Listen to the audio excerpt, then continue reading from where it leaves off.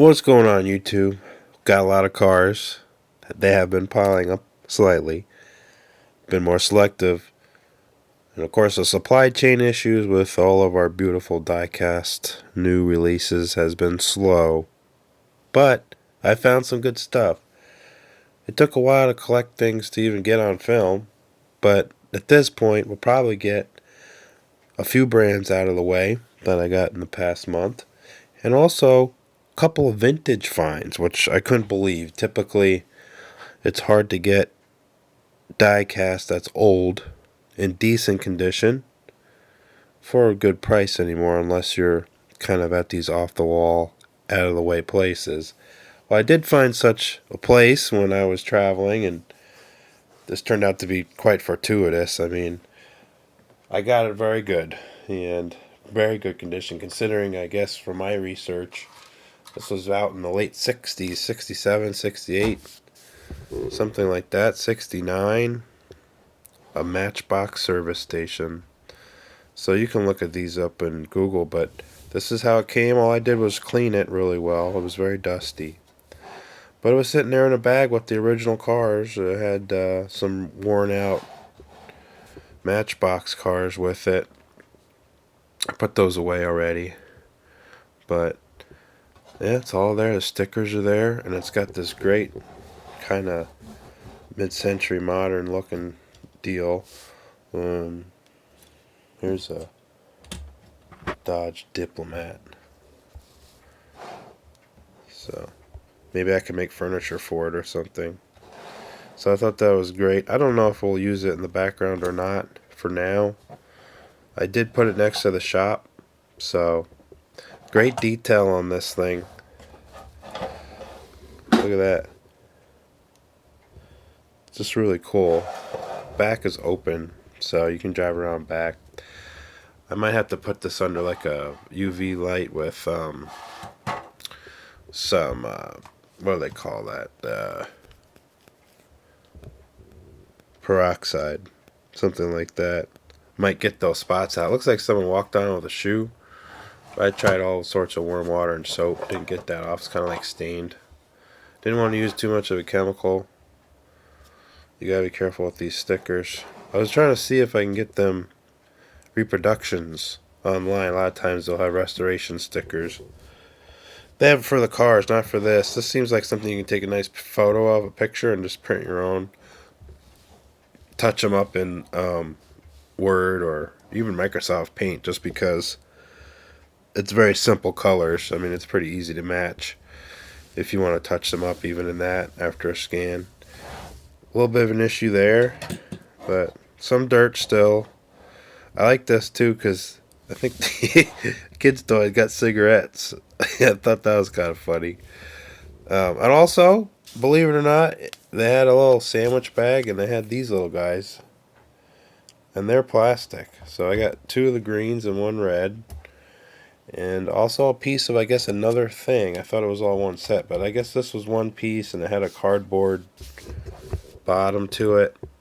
And I think like maybe some pumps or something like that. I can't remember. And cars came in this set too. And then it has this awesome metal sign which actually has its own number. Thought that was kind of cool. I cleaned this up another as best I can. I almost want to leave it the way it is. This pole was bent, so I bent it ever so slightly straighter. I don't want to go too crazy. This older metal gives, but it also breaks. It's definitely more malleable than I think what today's cars are, but you can see the Lesney stamp on the bottom. You know, I looked at this in the bag and I was like, oh, that's a nice little thing there, a little scale thing, probably plastic. It wasn't. It was metal. It's so great. Everything is plastic nowadays. That was cracked. I haven't fixed this yet. That's easy. The easiest fix with that is just to use super glue. Very well documented method to repair broken pieces on diecast. Seems to be the best, strongest thing for this type of stuff without going nuts. So yeah, really nice B-piece sign here. And then I got this piece there. So the pumps. And this was, I guess, another set.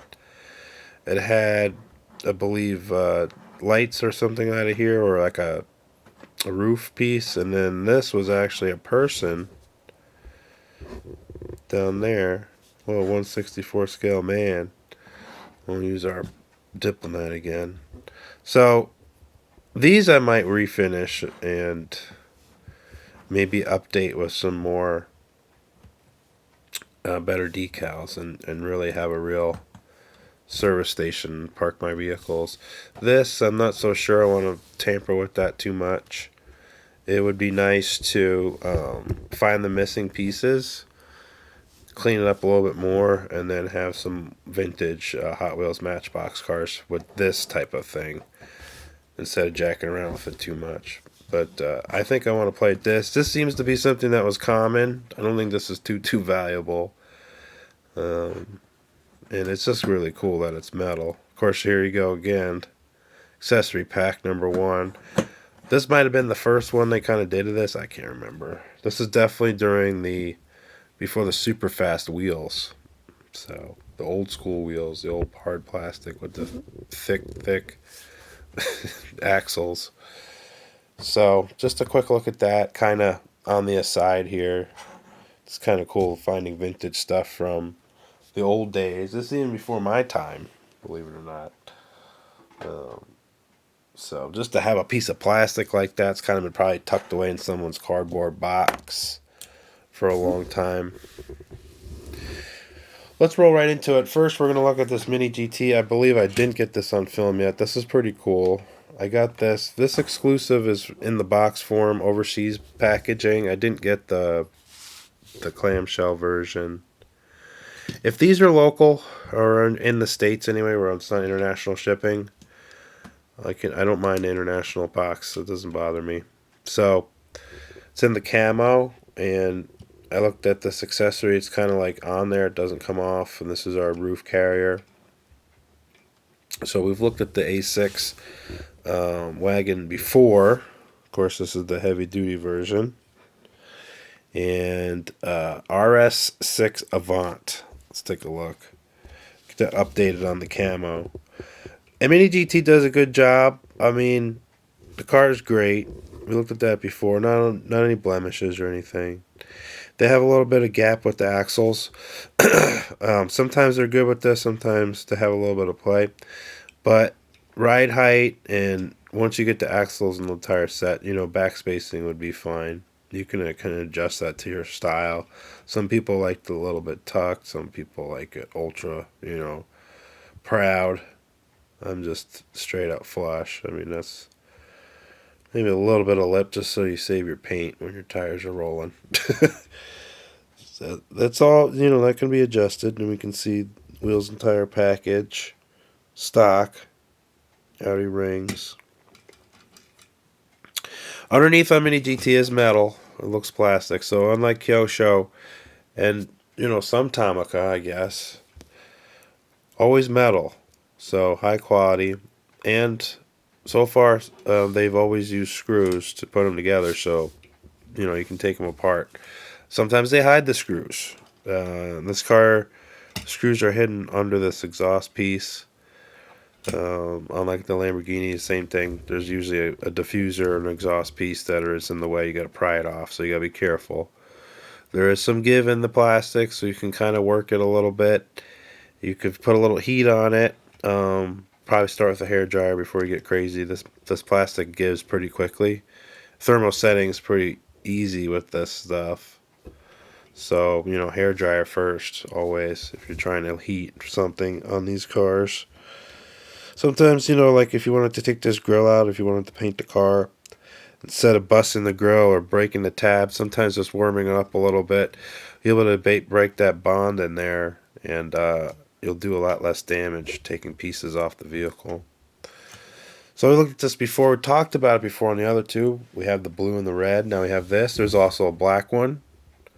I think they're going to be releasing a white one or something like that, or silver, so I'm excited. If they do like a Liberty Walk kind of graphics on it, that'd be kind of cool.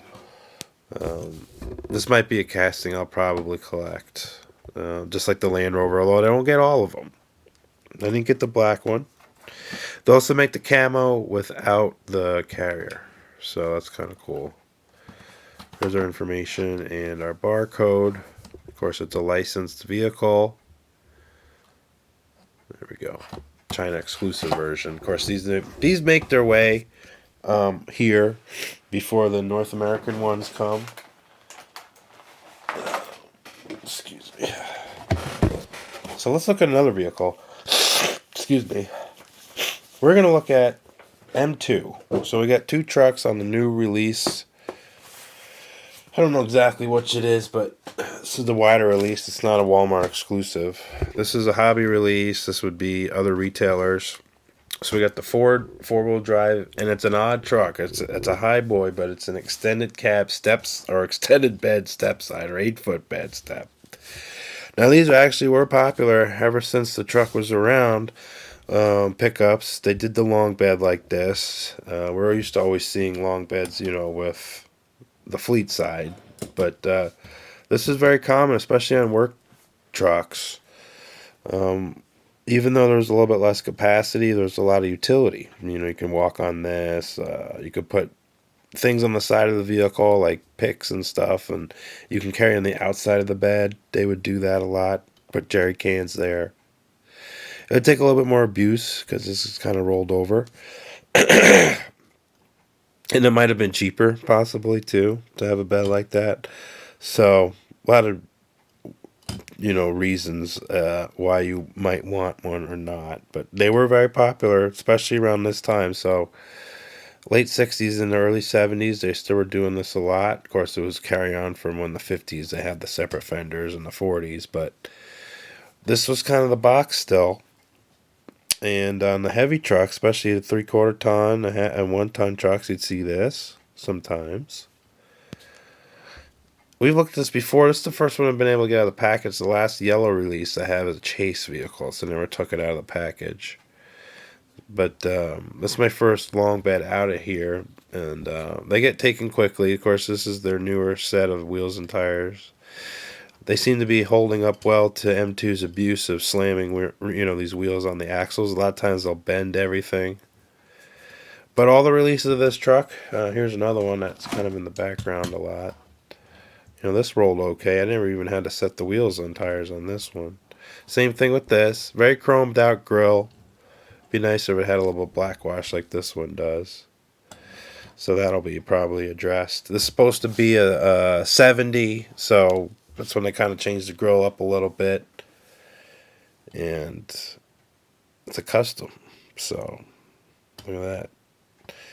Also, the doors didn't need tweaking. A lot of times these doors are crooked. Let's look at the motor. We've seen these before. But we can look at it again. Looks like one of the big block Fords in there. Painted with Ford blue.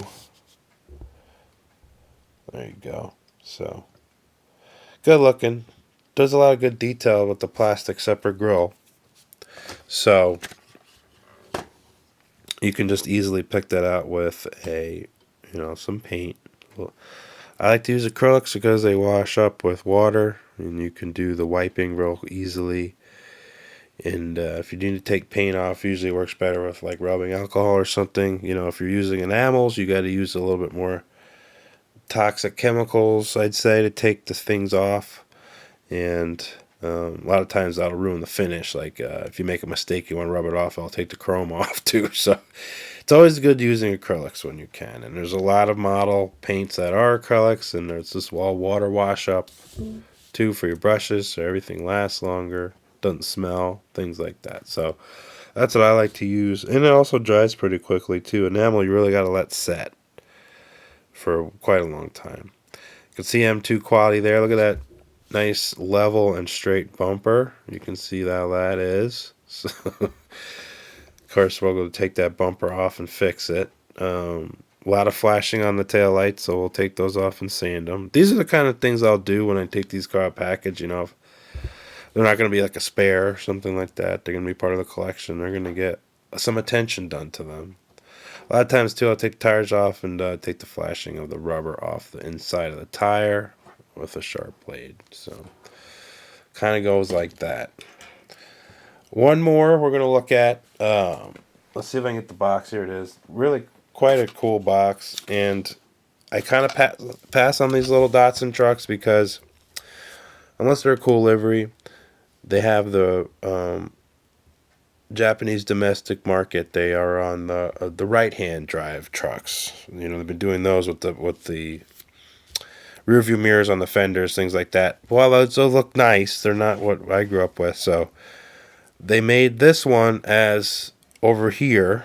So now it's a left-hand drive truck, and it's a lot more appropriate. It doesn't have the fender mirrors.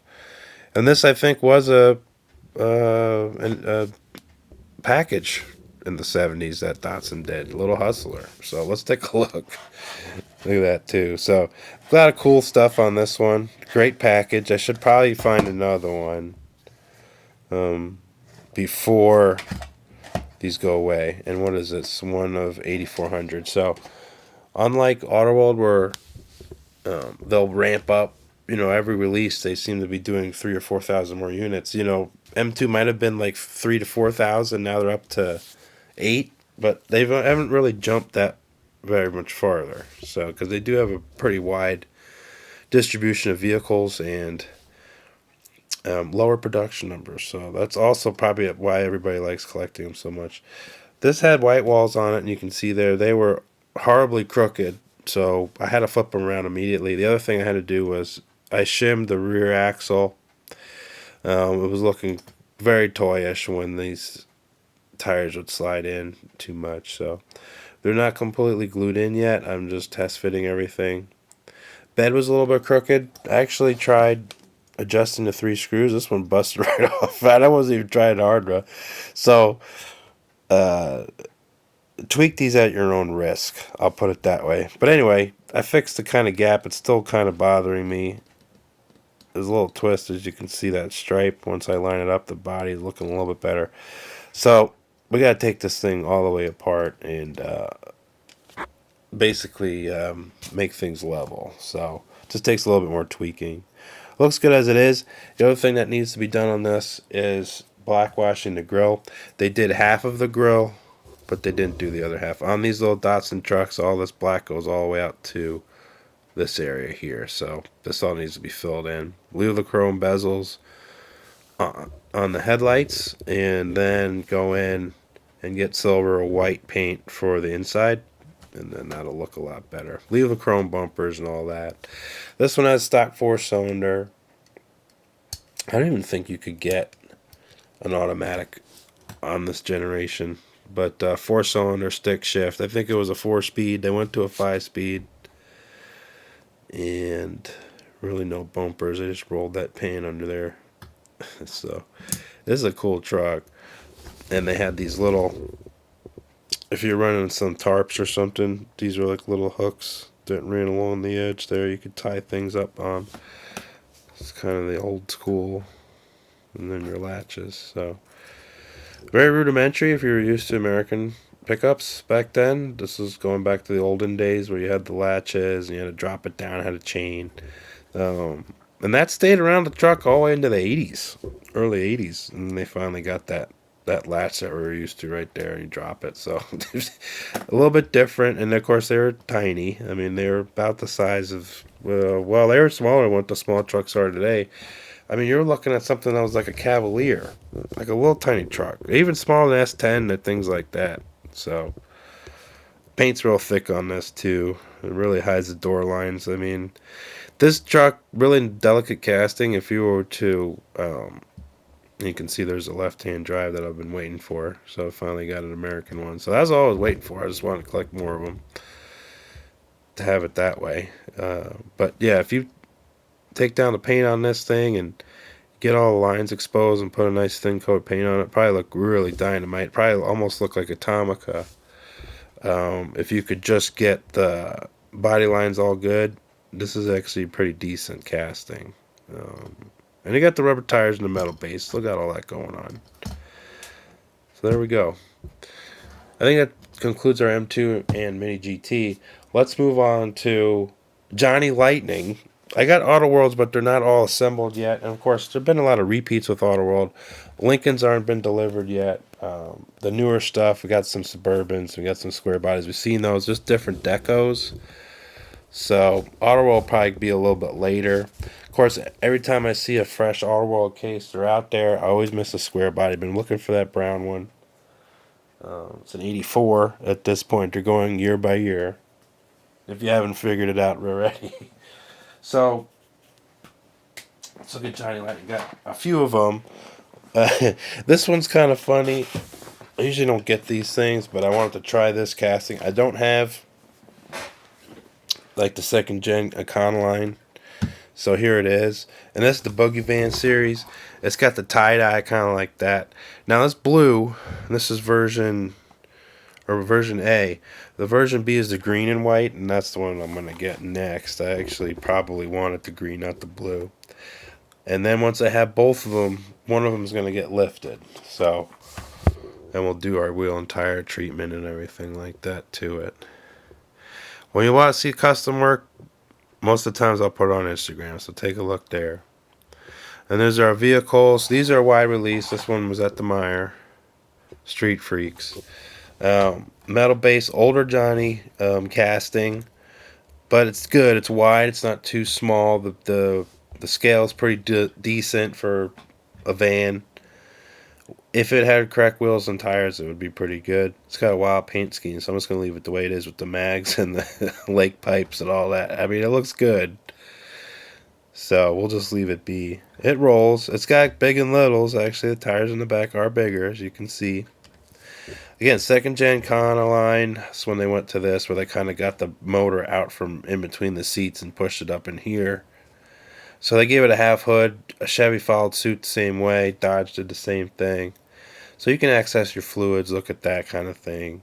Your reservoirs, your brake master, cooling system, air intake. But to get to the distributor, a lot of the other things, like plugs, you'd have to get the little hatch in there to come off and etc. and remove some things up here too. But so that's kind of a curse and a good thing. I mean, you know, some of the things you could do while you're sitting in your van chilling, you know, if it was raining, you could be working on your motor or the van, you know, you'd be completely inside the vehicle. But that's how they kind of got around to packaging. They didn't want to make it a complete thing. That also is kind of hard to crash proof those when you were sitting kind of over the tire, like those early vans. So that was another reason. And also capacity. These were basically on those F-150 trucks type setup where they had a bigger, heavier frame and they had a little bit more capacity. So just a standard Ford van, and this Econoline van went all the way into the 90s. 91 is when I think the last year, 90, 91, when they had these square vans. Updates, but basically the same shape. And then they went to the van basically from 92 onwards that they're using today. I think they discontinued it, obviously. We got the Ford Transit, but yeah, so here she is. And this would be their lighter style, so the smaller wheelbase, no extended back. And you can get the 6 and the V8 on the 100, 150 Econoline. Get a stick shift. You can get lots of different things. Get really base truck. They also made these in club wagons that you could put people in with the windows, like the other van that we looked at. So here we are. The second or third gen, I'm guessing, because I did have that really tiny one first. Really small one, and then they went to the van right before this one. 67, 68 to whatever, 73 or 4. No, yes, something like that. I talked about it last time, but kind of cool. Look at the graphics. Pretty neat. So here we go. There's our van. Very nice. And we saw that. Quite the... oh, and it comes with a little card. Let's see what the card says before we move on. Just to remind you what you got and where it came from. Well, isn't that what a card's supposed to do, I guess? Alright. Where are we moving on now? Well, I think we can move right into. Well, there's actually a couple, couple more Johnny Lightning stuff. Where's our? Gotta get our card art. So I was looking for these. Classic Gold. It's actually been a fruitful series. Sometimes they'll go a couple releases and don't want anything. Then sometimes they're releasing the old stuff, like the Ertl stuff and the Racing Champion stuff. These are all real deal Johnny Lightnings, except for a recycled Auto World. So this is good to get on film. There's been some talk in the community of Diecast about this thing, so we'll look for ourselves. Of course, I don't have the normal Auto World Premium before they were, the hard tires and things. So it's kind of a hybrid. So we'll look at that. So this one first. Old 3rd gen F body, right there. Pretty cool. And I'll tell you something. It's pretty neat. It's supposed to be an '84. So this car came out '83, and Knight Rider corresponded with this car. They were kind of, I guess the Knight Rider wasn't always going to be the Firebird, I don't think. But it ended up being, Pontiac got involved pretty quickly, and this was basically the car that they used, this package. So the aero wheel covers, the this grill, the spoiler, that kind of thing, T-top. That equipment, I can't remember what package it is. I think it's just a TA Trans Am. Wasn't a Firebird. It was a Trans Am. A little bit different. A little bit more performance, I guess. It had this hood, things like that. So that's actually really nicely done in scale. It's got the fade paint. It's got the black wheel cover. The car's great. I can't remember what the other paint code is on this one. They're using Autumn Maple Firemist. This is the version B. All the Johnny Lightning Classic Gold on this set did come out, I think, on the same set. And it's all version B. A lot of times, I don't understand it. The store gets the B first, not the A. And it's happened multiple times. So it's just kind of random what kind of boxes they get, what they put out. I don't even understand. So, a lot of detail on this car for a Johnny Lightning. It's not a toy casting in terms of the way it looks. It does look very good. Everything's well done. So it had a 305 in it, 84.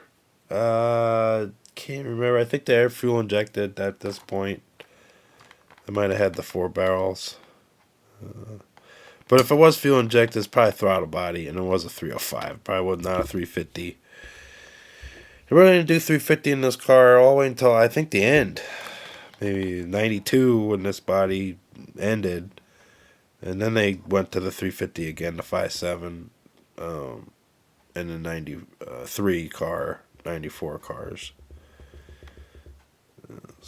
But yeah, this is an early Pontiac. They had changed it a little bit over the years, but this is what you got. And good car. A little bit easier to work with, I think. Even though the interior wasn't the best on the Camaro and stuff. They kind of didn't hold up as well. And not too many clean ones surviving. They definitely were rode up hard. The car wasn't terribly expensive, so it usually went through a lot of owners. You can see the hood doesn't fit very well. Right now, there's some probably engine pieces that are holding it up. Also, the tip right here you can see is painted. And this car did have that kind of, well, you can look here. Back this up. So, see how they didn't go completely down like flush like a Corvette. They left a little gap there, and they'd have tip of the headlight and signals right there. And they started moving them down into the grill later on, but that's what they were then. So this is kind of a cool car. Rolls nicely, got good tires. Johnny Lightning style works that split hubcap with the tire holding everything together. It's kind of an interesting system. But you play too hard with this car, like if you're a kid, you'd probably lose the tires pretty quickly. Because you'd be playing and they'd be falling off. They hold tightly for this kind of duty. when you're trying driving around like this, but if this was outside on anything serious, probably would lose those tires pretty quickly. So here's the Firebird, and then there's the 4th gen. So this is the one that's the quote-unquote Auto World car. It's been released before, but basically under the Auto World name. Now, a lot of times, like Greenlight and Auto World, things like that, they're more modern chassis. Like this one, they got a Johnny Lightning stamp on it. There you go. But, what does it say? Does it say new? Well, the promos say this is brand new. Yeah. So it says new casting. Now, it could be a Johnny Lightnified casting. But a lot of people are suspecting it's the Auto World. And we'll take a look. I don't have one, so can't say for 100% certain. I didn't look too closely at the early ones, but I believe other people's comments, unless they found something different that I haven't seen. So, one of 7418, same thing with the 3rd gen car. This is the white one. I love it. It's a WS6 car. This would have had ram air on it. This is still the LT one, so it's the LT one multi-port, tune port head, things like that, and then it moved to the LS one. 98, 97, 98. So still kind of like bridging the gap. This bi-style came out in 93, went to 97. Pretty sure. Yeah, 97, 96, and then 98 kind of got rounded. But this is a good car, very quick, very comfortable car. Had a lot of space with the hatchback. Pretty reliable. You know, it's a General Motors at this point. The motors ran good, had a great transmission, had a T56, I believe, 6-speed. Got rid of the old 5-speed at this time. So it was a great driving car, got good brakes on it, handled well, had rack and pinion in it, things like that. It had the old GM recipe of unit construction, but it had a couple subframes going on. Solid axle car, so easy to service. Upgrading the car is difficult. Getting the fender wells in here and putting in like headers in this car is not very easy. You got to move the motor up a little bit really to do it right. But you can kind of squeeze them in there if you want. And there is an engine in this car. I haven't looked at it. Let's see if we can get it open without too much fuss. If we can't get it open, we'll just have to leave it be. And then maybe someone else might have a video on it. Let's see. Let's see what we have. It's WS62. You can get this with, gave you suspension package as well. Yeah, not budging, so I'm not going to force it. What happens is I just end up ruining the paint. I don't want to do that. Maybe if once I get another example. I did try the tailgate or the hatch. That doesn't work either. It is a separate piece, but that doesn't go up. So they're generic wheels and tires that they've used on like the GMC Cyclone, for instance, I believe. Looks good with this package. It kind of looks like an aftermarket wheel. We got the WS6 back on there. And it did have that kind of spoiler action going on. These are removable and can be stored back there. They did paint the seats, which I thought was a nice touch. They did come with red like that. Everything else would be like blacked out, but that would be red. Excuse me. So, looking good. What do they call this white? Bright white. Yeah, they're fun cars to drive. They're going up in value, finally. They were cheap for a while, just like the Mustangs were, but now, really don't make cars like this anymore. They kind of do, but not really. And this is the last of that analog period. And there's your ram air hood. Yeah, these are really cool cars. The coolest one really from the LT1 period was the Firehawk. It had WS6. It had the Trans Am, some of the equipment, but it didn't have a lot of fanfare. Cloth interior, no spoilers, ram air, but a good gear in it. Limited slip, stick. What's a great looking car. Look up the Firehawk. What a great addition. I remember when that car was advertised. I was just too young to buy one new. And then, of course, the amount that they made, you never could find them again. probably each Pontiac dealer got one of them, if that. So, but they're cool. They're out there. I see them on eBay sometimes. You know, at this point now, if you're gonna spend that kind of money, there's so many cars, so many cars to buy. You could only have one or two probably at your driveway, realistically, at any given time. So it's tough. That's why we have these beautiful diecast cars. Now, this is the one I'm most excited about. I mean, I like my Pontiacs. I don't go crazy with F-body cars, you know. I like them because this one looks very, you know, it's unusual. Hopefully the other one's black or whatever color.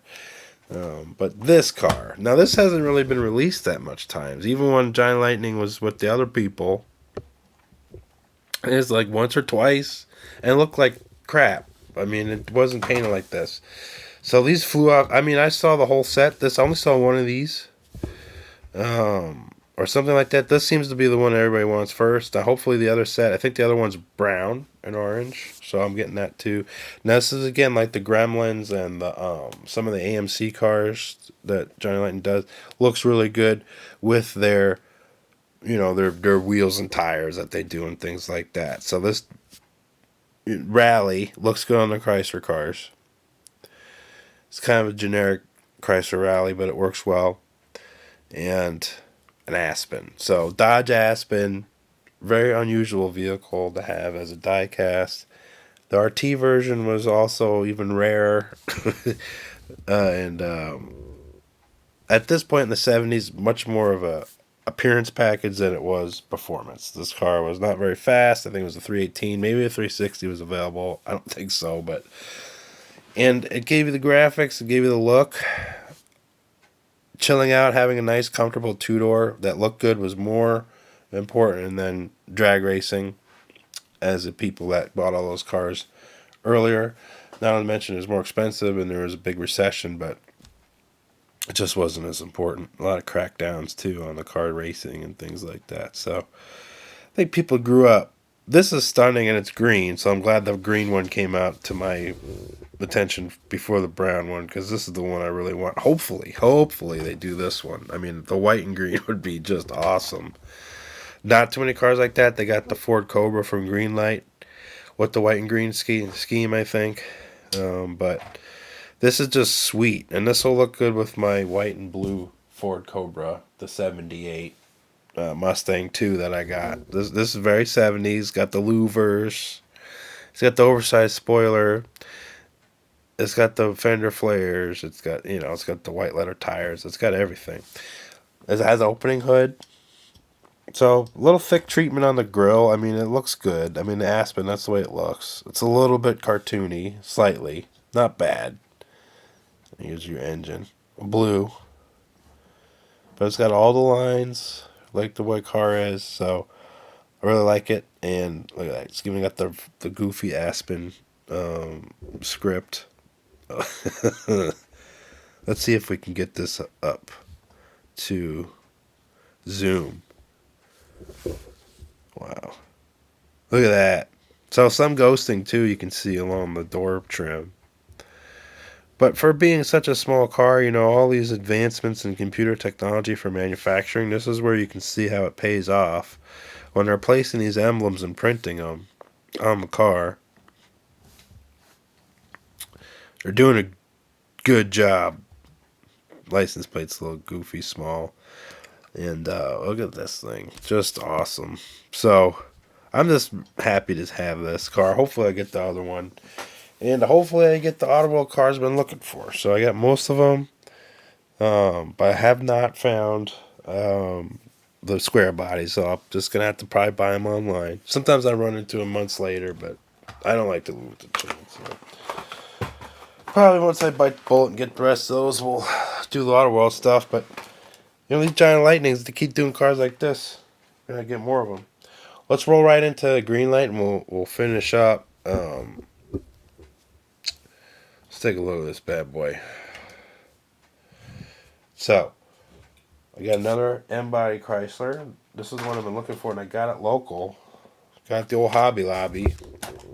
So, they charge a little bit there. They don't have the coupon anymore. There's our little man. 86 Grand Fury. in dark blue. So this almost looks like a United States Air Force car. Is the other vehicles. It's really the only one I want. I mean, the Tahoe's nice and Bronco Sport's kind of cool, but this is where it's at. Now, I did my treatment to this thing. It's got new rubber on it, and it's got the corrected ride height. I didn't do much else, just cleaned it up. It was kind of greasy and oily and dusty, so I kind of wiped it down. But I put the soft rubber on it, and that's it. That and the ride height adjustment, and straightening the axles out. Now, it's been a pocket car for a minute, so it's got a little bit of wear and tear, but not much. I got the flashing off of the back taillights. There was a huge, big old chunks right there and there, so I got that off. Again, look at how and this is Greenlight, not even Johnny Lightning Auto World, but just, I mean, it's great.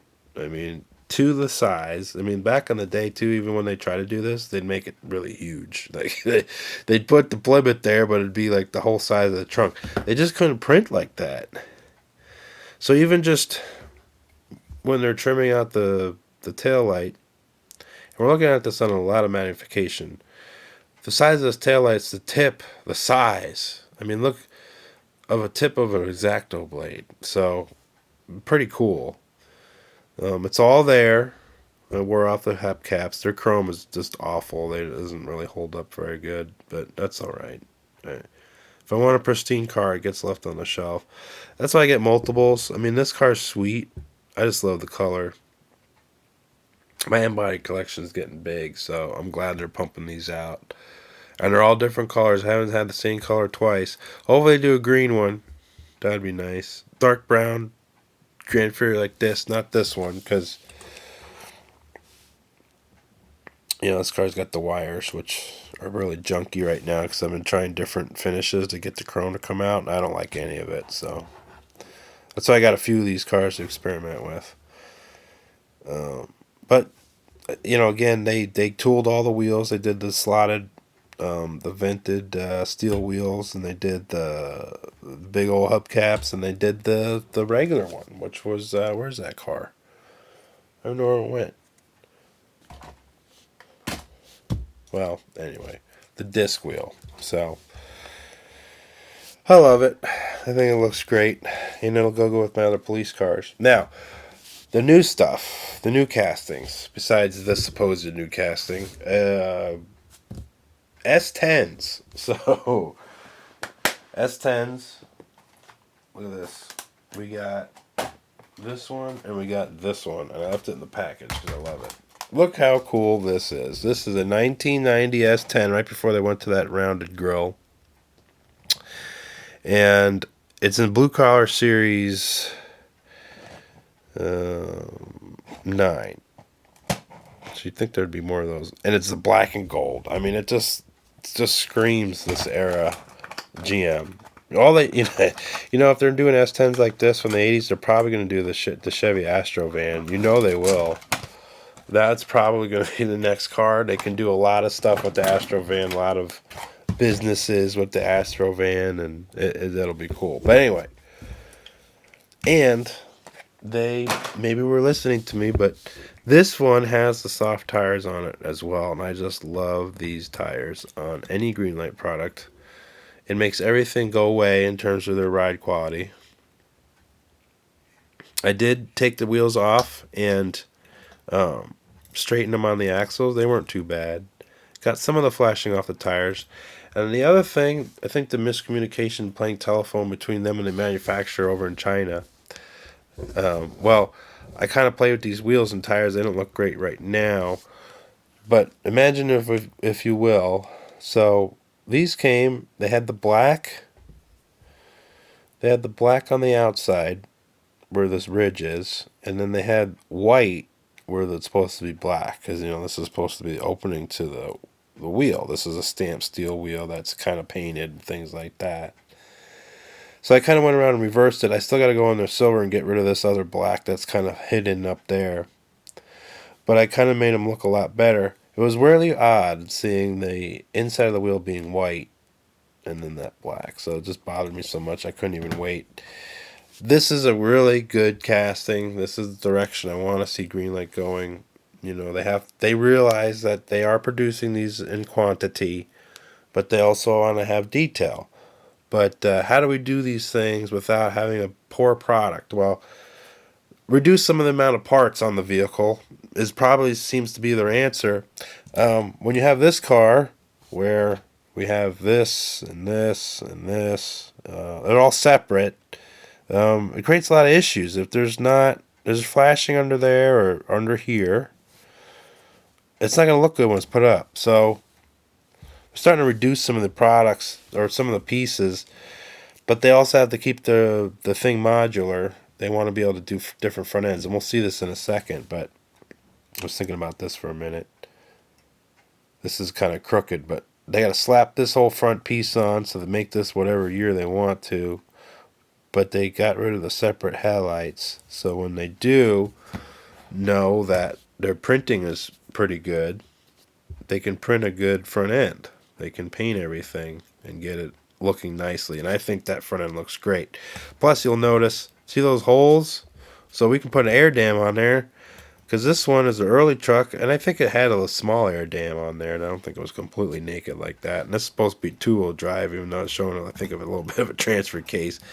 The other thing, too, if you look at this, they rake it. The gap between the front fender and the tire and the rear, a little bit smaller here than it is there. So they have that small little factory rake going on. That's like on the real cars. Now, this was glued, unlike the pace truck thing that we looked at on the first S10. Oh, yeah, we looked at that one. I remember now. And this was kind of spray painted in there, all jacked up. So I went in there and painted that flat black like a spray and liner. And this goes on there. They're kind of thick on these trucks. They do hang over in real life, but not that much. So it's too much. It almost looks like it's carrying a sheet of plywood on top of there. So I just take it off. And the two-tone looks really good. You can see S10 right there. The gold paint. Tinted the windows on this, which I thought was kind of cool. And then they got the really cool back end. So let's compare this to the one that...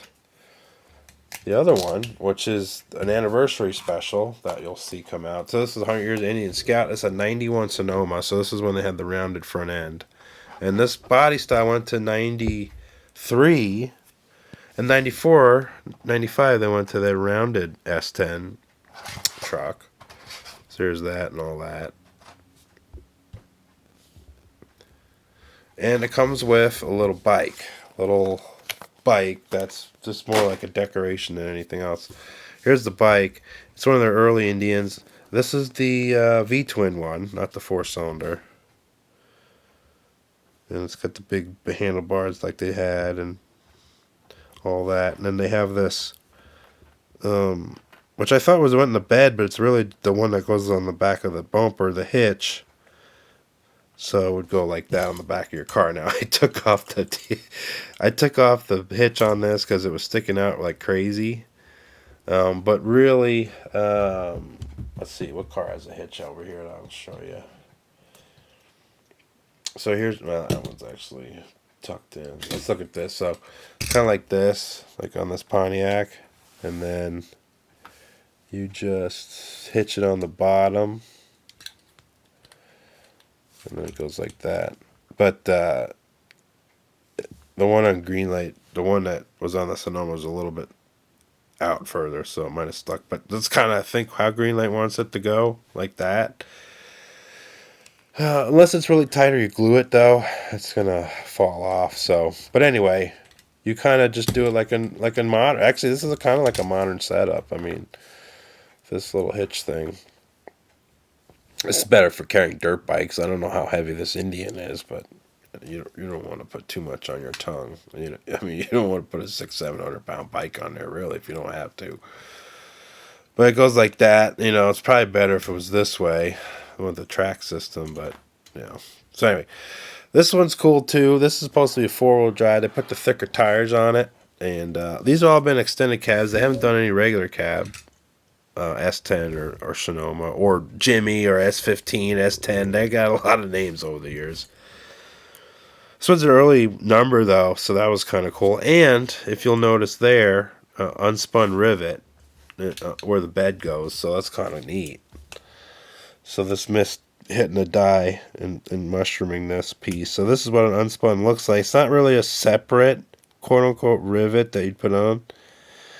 But what happens is a cast like that, it's got the space there, and then what happens is the die pushes it in, and then it mushrooms it like that. So, yeah, so I'll probably have to leave this alone, not really customize this or anything. Kind of want to leave it the way it is. But you can see how the front end's changed over the years. And then we got this one, what we looked at, I guess, last time. I guess I forgot that we looked at that. So it's not completely all new to everybody. But see the ground effects. So I do like this, though, without the ground effects. So my favorite one right now is this black and gold one, although this Jimmy's kind of cool, too. We growing up, these were all over the place, and they kind of fell apart with the rust and everything. And things like that and getting beat to hell, but it's cool to see this. And you'll notice hoods are separate. That's only because like the square body trucks, this has to be removable to be for the monster trucks where you have the engine sticking out of the hood, so they don't open, unfortunately. There's no engine under there, but yeah, it is what it is. So we looked at some vehicles today. Hope you enjoyed it. A lot of stuff. More to come once we get more vehicles in. There's a Schuco transporter that I put on my Instagram that we might look at soon as well. We might just get some race cars lined up with that just to kind of go over the truck in itself and do a quickie. But I hope you enjoyed it. I certainly did. I like the way these cars are looking nowadays, especially these 80s cars. This one is really quite the vehicle, I think, especially with the soft tires. I like where they're going with that. So hope you enjoyed it. More to come. Till next time.